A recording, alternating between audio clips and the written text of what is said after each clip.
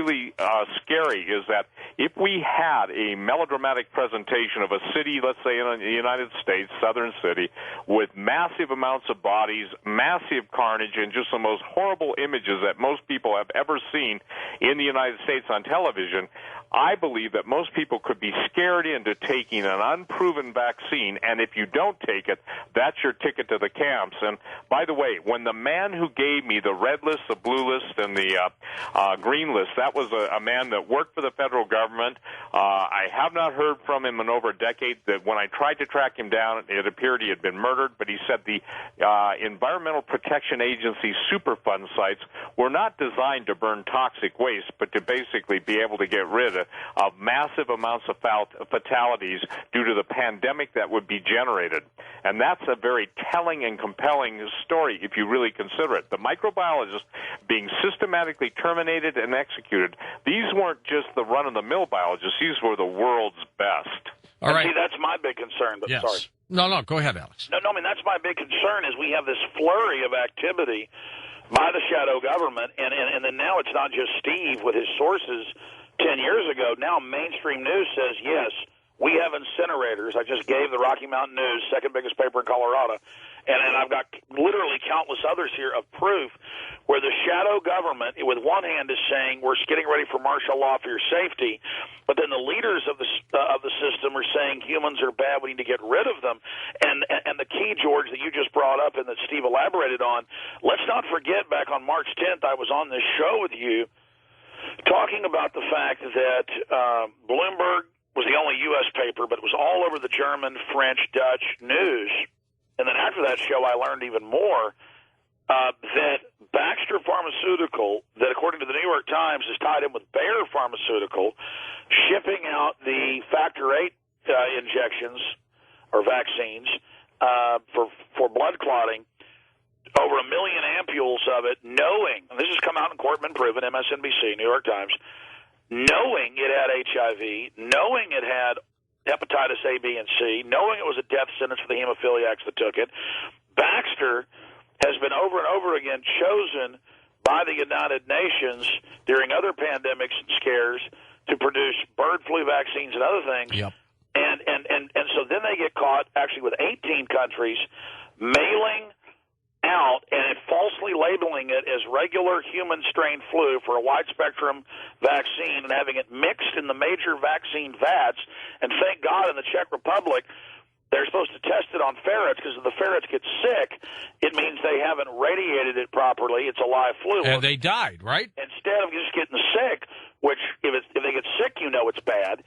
They all died deader than a hammer, and then suddenly there was a huge cover-up. Then we found London Telegraph and other articles, and Der Spiegel articles, where an unnamed, because they're declaring national security on this, unnamed pharmaceutical company paid governments all over Europe right at the same time after this happened to tell homeless people they give them hundreds of euros apiece, hundreds of dollars apiece, basically, to take a quote flu shot that was really a bird flu shot, and they died, and people have now been indicted, but there's an ongoing cover-up of which pharmaceutical company did it. So now Baxter in Chicago is getting the World Health Organization contract to produce this new, quote, swine flu system. And let's not forget, in 76, it broke out of the military base, the swine flu, just like it did in 1918,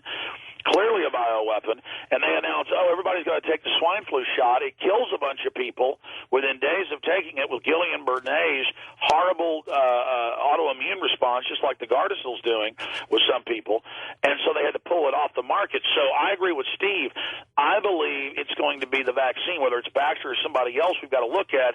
And so this is a test run, a trial balloon, to see how they can fearmonger us, to see how they can get us ready. Now we're not talking about Obama not caring about the torture memos and covering for Bush. Now we're not talking about the banks looting us of No, our minds are gone off of that stuff. Exactly. Exactly, and I predicted a month ago, and just like I predicted 9/11, because I just understand these people, and I don't just throw predictions out here, predictions out there. I'm not bragging. I can't sleep. All I do is study this.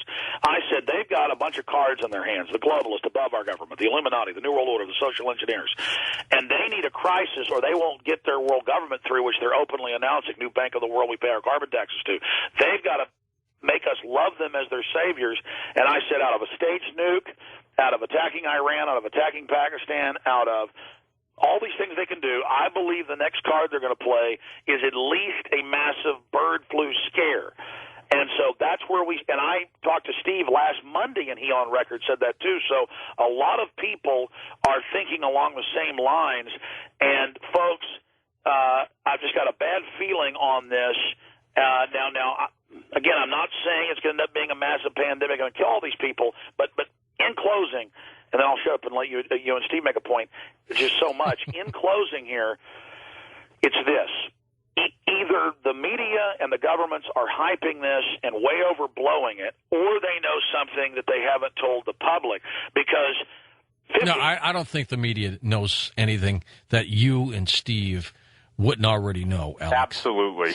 You know, I think the media, for example, when, poor Natalie Holloway disappears in Aruba, they cover this thing for 6 months. When stories like that happen, the media jumps on it.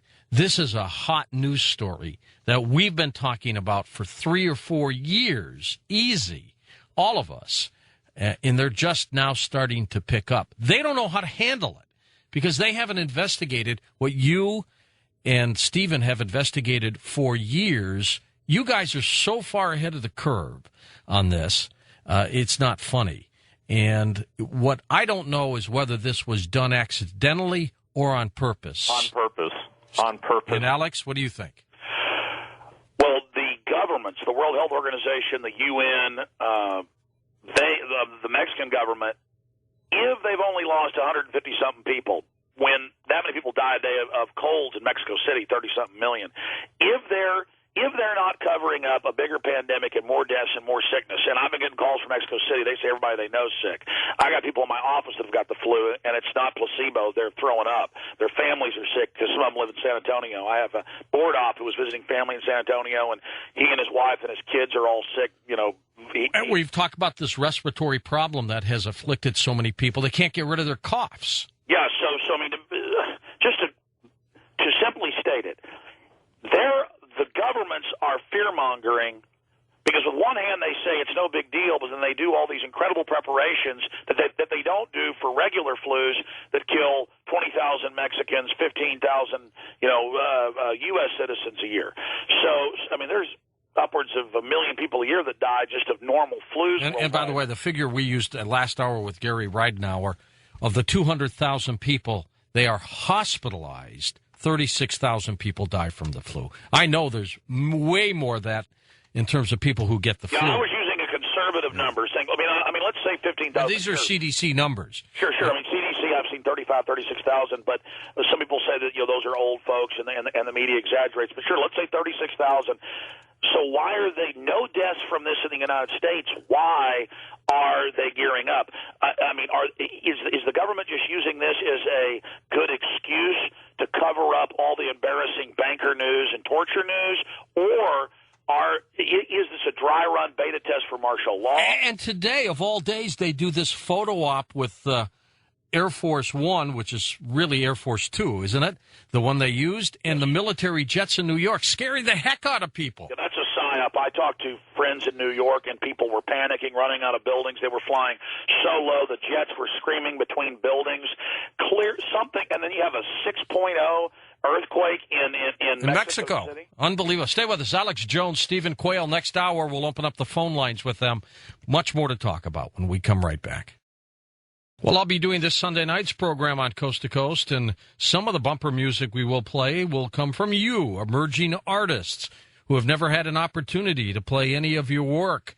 And there's more information on that and how to submit them to producer Tom Danheiser by going to coasttocoastam.com. Back with Alex Jones, Stephen Quayle. Next hour, we'll take your phone calls with both of them on this very important subject How it will lead, the direction it will go, we do not know. Leonard Horowitz, I am told, Alex and Stephen, is working on a report right now where